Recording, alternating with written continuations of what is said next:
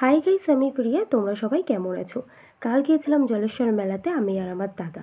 মেলাতে ঢুকেই দেখতে পেলাম কত সুন্দর কালারিং লাইট। তারপর টুকটুক করে মেলার ভিতরে চলে গেলাম। মেলার ভিতরে গিয়েই দেখালো ওই কিউট কিউট পুতুলগুলোদের সাথে। দাদাকে অনেকবারই রিকোয়েস্ট করলাম আমাকে কিনে দে, কিন্তু দিল না। তারপর বলল ভালো সফটটেরই কিনে দেবে। ওটা শোনা মাত্রই আমি চলে গেলাম সফটটেরের দোকানে। তারপর একটা কিউট টার্টল কিনেছিলাম, সেটার আর ক্লিপ নেওয়া হয়ে ওঠেনি, ভিডিও শেষে দেখিয়ে দেবো। তারপর দেখতে পেলাম কত বড় একটা মহাদেবের মূর্তি। আমার যতটুকু ধারণা, এই মহাদেবের মূর্তিটা যারা জল ঢালতে এসেছিল তাদের মধ্যে কোনো একদল নিয়ে এসেছিল। তারপর আমিও মহাদেবের সাথে একটু ভিডিও করে নিলাম। তারপরেই চলে গেছিলাম মন্দির দর্শন করতে।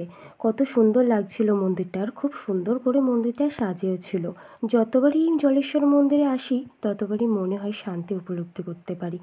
মন্দিরে আসতে আমার খুবই ভালো লাগে। তারপর প্রণাম সেরেই চলে এলাম একটা ব্যাগের দোকানে। ব্যাগগুলো ভালোই লাগছিল, কিন্তু দামটা একটু বেশিই ছিল, তাই আর ব্যাগ নেওয়া হয়নি।